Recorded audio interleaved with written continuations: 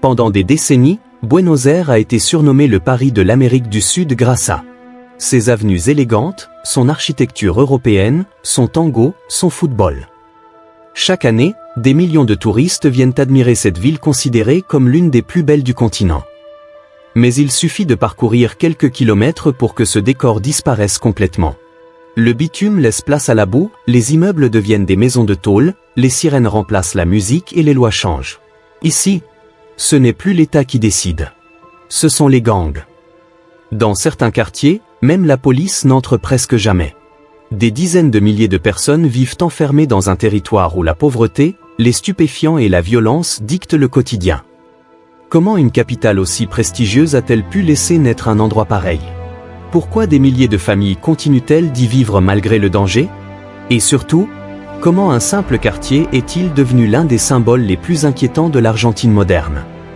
Aujourd'hui, nous allons remonter aux origines de cette histoire parce que pour comprendre l'existence de ces bidonvilles, il faut d'abord comprendre d'où vient la chute de ce pays.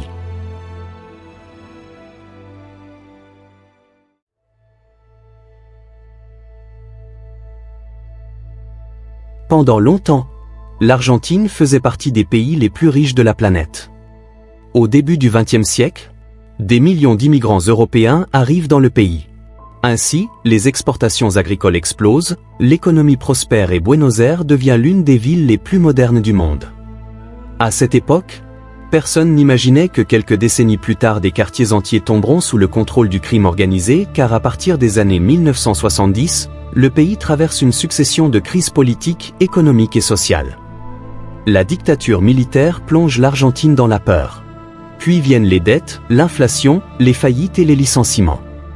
Des milliers de familles perdent leur travail, certaines n'ont plus les moyens de payer un logement, d'autres arrivent des campagnes ou des pays voisins dans l'espoir de trouver une vie meilleure. Mais Buenos Aires n'est plus capable d'absorber cette population. Peu à peu, des terrains abandonnés sont occupés, des cabanes apparaissent puis des rues improvisées pour finir sur des quartiers entiers.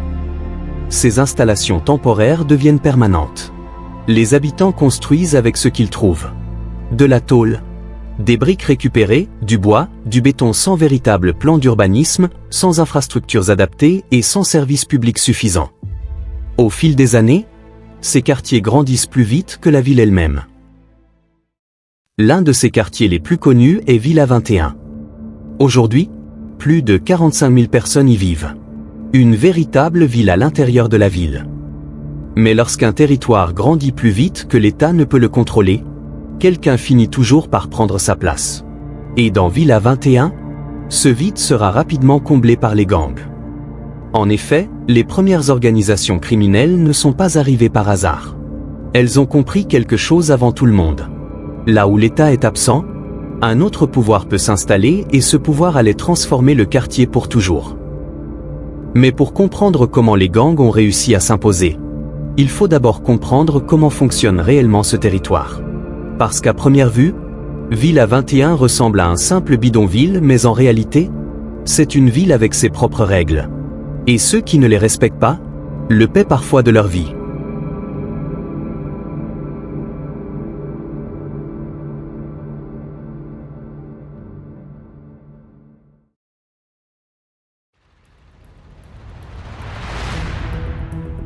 Il existe une frontière entre les quartiers riches et les favelas, mais elle n'apparaît sur aucune carte. En traversant certaines avenues, on quitte Buenos Aires pas officiellement mais dans les faits, le paysage change. Les routes deviennent plus étroites, les immeubles disparaissent, les câbles électriques s'entremêlent au-dessus des ruelles et des centaines de maisons semblent avoir été construites les unes sur les autres sans aucun plan. Ici, chaque mètre carré a été gagné au fil des décennies. Le quartier s'est développé si rapidement que les services publics n'ont jamais réussi à suivre. Les ambulances hésitent à y entrer, les pompiers doivent parfois attendre une escorte et pendant longtemps, certaines patrouilles de police évitaient tout simplement d'y pénétrer. Ce vide et cette absence d'autorité, certains ont immédiatement compris ce que cela signifiait car lorsqu'un État recule, quelqu'un avance toujours pour prendre sa place.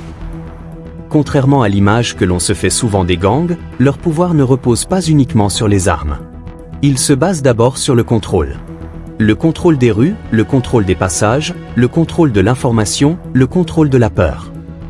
Dans certaines zones, chaque entrée est observée. Les habitants connaissent immédiatement les nouveaux visages, les mouvements inhabituels sont signalés et lorsqu'une opération de police est lancée, l'information circule parfois avant même que les premiers véhicules n'arrivent sur place.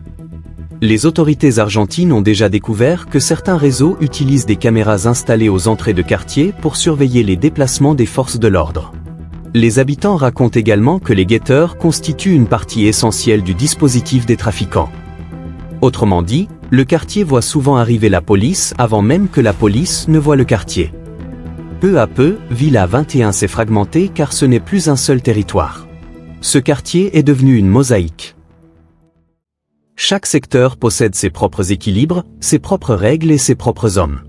Changer simplement de rue peut signifier entrer dans une zone contrôlée par un autre groupe. Pour les habitants, ces frontières sont invisibles mais elles sont bien réelles. Cette organisation offre aux trafiquants un avantage considérable car même lorsqu'une partie du réseau est démantelée, le reste continue de fonctionner. Chaque cellule connaît parfaitement son territoire, chaque groupe protège ses intérêts et chaque point de vente reste actif. Le pouvoir n'est donc pas à un seul endroit et est plus difficile à éliminer. Face à cette organisation, les opérations policières deviennent extrêmement complexes. À intervalles réguliers, des unités lourdement armées interviennent. Des armes sont saisies, des stupéfiants sont confisqués, des arrestations sont annoncées. Les images font la une des journaux. Ainsi, pendant quelques jours, le quartier semble reprendre son souffle. Mais quelques semaines plus tard, les points de vente réapparaissent, les trafics reprennent, les réseaux se réorganisent. On se demanderait alors comment cela est-il possible? C'est tout simplement parce que le problème dépasse largement la criminalité. Les gangs ne prospèrent pas uniquement grâce à la violence, ils prospèrent grâce au vide. Dans un quartier où les opportunités sont rares, où le chômage est élevé et où beaucoup de familles peinent à subvenir à leurs besoins, l'économie parallèle devient parfois la seule activité capable de générer rapidement de l'argent.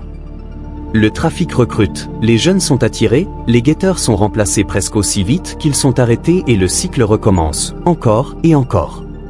Mais il existe une autre raison plus silencieuse, plus destructrice. Une substance bon marché, facile à produire et extrêmement addictive. Une drogue qui a progressivement changé le visage du quartier. Une drogue capable de transformer un consommateur en quelques semaines seulement. Et pour beaucoup d'habitants, c'est lui qui a véritablement fait basculer Villa 21. Si vous aimez ce genre de documentaire et ce que nous proposons sur cette chaîne, le meilleur moyen de nous soutenir est de vous abonner à l'envers du monde. Votre soutien permet à la chaîne de continuer à produire des documentaires longs, documentés et indépendants. Sur ce, nous ne vous ferons pas plus attendre.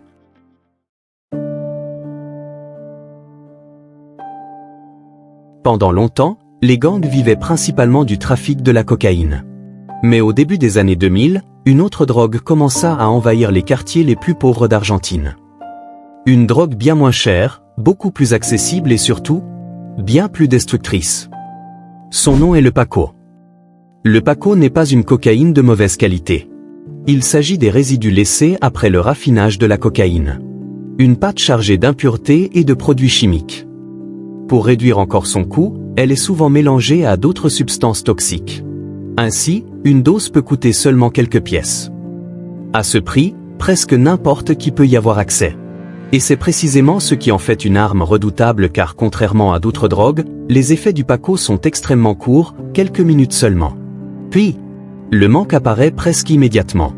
Le consommateur ressent alors un besoin irrépressible d'en reprendre, encore et encore. Les témoignages recueillis par les populations de ces quartiers décrivent tous le même mécanisme, une consommation qui se répète à quelques minutes d'intervalle, jusqu'à ce que toute la journée soit rythmée par la recherche de la dose suivante. En quelques semaines, la dépendance peut devenir totale. Très vite, la drogue prend toute la place, le travail passe après, l'école aussi. Les liens familiaux commencent à se briser, les économies disparaissent. Puis les objets de valeur, puis les vêtements, puis les meubles. Et lorsqu'il n'y a plus rien à vendre, certains commencent à voler. Les habitants décrivent un cercle infernal où tout est sacrifié pour financer la prochaine dose. Mais les conséquences ne s'arrêtent pas là. Le Paco agit aussi sur le cerveau. Il provoque une dégradation rapide des capacités cognitives, des troubles du comportement, des épisodes de paranoïa, des hallucinations, une agressivité imprévisible. Dans plusieurs quartiers populaires de Buenos Aires, les consommateurs ont fini par recevoir un surnom, les zombies. Non pas parce qu'ils sont violents en permanence, mais parce qu'ils semblent progressivement perdre tout contact avec le monde qui les entoure. Leur regard se vide, leur corps s'affaiblit, leur quotidien se résume à une seule obsession, trouver la prochaine dose. Pour les gangs, cette dépendance est une véritable manne financière. Un consommateur occasionnel rapporte peu alors qu'un dépendant revient plusieurs fois par jour.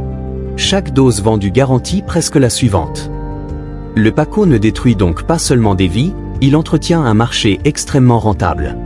Et tant que ce marché existe, les réseaux criminels ont tout intérêt à le protéger. Pourtant, réduire Villa 21 à la drogue serait une erreur car derrière les images les plus spectaculaires, il existe une autre réalité. Des milliers de familles travaillent. Des parents se lèvent chaque matin pour offrir un avenir différent à leurs enfants, des enseignants continuent d'ouvrir leurs classes, des associations distribuent des repas, des médecins soignent, des bénévoles accompagnent les personnes dépendantes et des prêtres restent présents là où beaucoup n'osent plus aller. C'est cette résistance silencieuse qui empêche le quartier de sombrer complètement car malgré la violence, malgré les trafics, malgré la pauvreté, la majorité des habitants n'appartient pas aux gangs. Ils en sont les premières victimes. C'est probablement le plus grand malentendu autour de Villa 21. Vu de l'extérieur, beaucoup imaginent un quartier entièrement contrôlé par les criminels. Mais la réalité est différente. Les familles y vivent surtout parce qu'elles n'ont souvent aucun autre endroit où aller. Elles élèvent leurs enfants, travaillent, étudient et espèrent, tout en essayant d'éviter une violence qu'elles ne contrôlent pas. Mais une question demeure. Si les habitants sont les premières victimes, pourquoi ce quartier n'a-t-il jamais réellement changé? Pourquoi, malgré les opérations policières, malgré les promesses politiques, malgré les milliards investis au fil des années, Villa 21 continue-t-elle d'exister? Et surtout, peut-on encore reprendre le contrôle d'un territoire où les gangs se sont installés depuis plusieurs générations?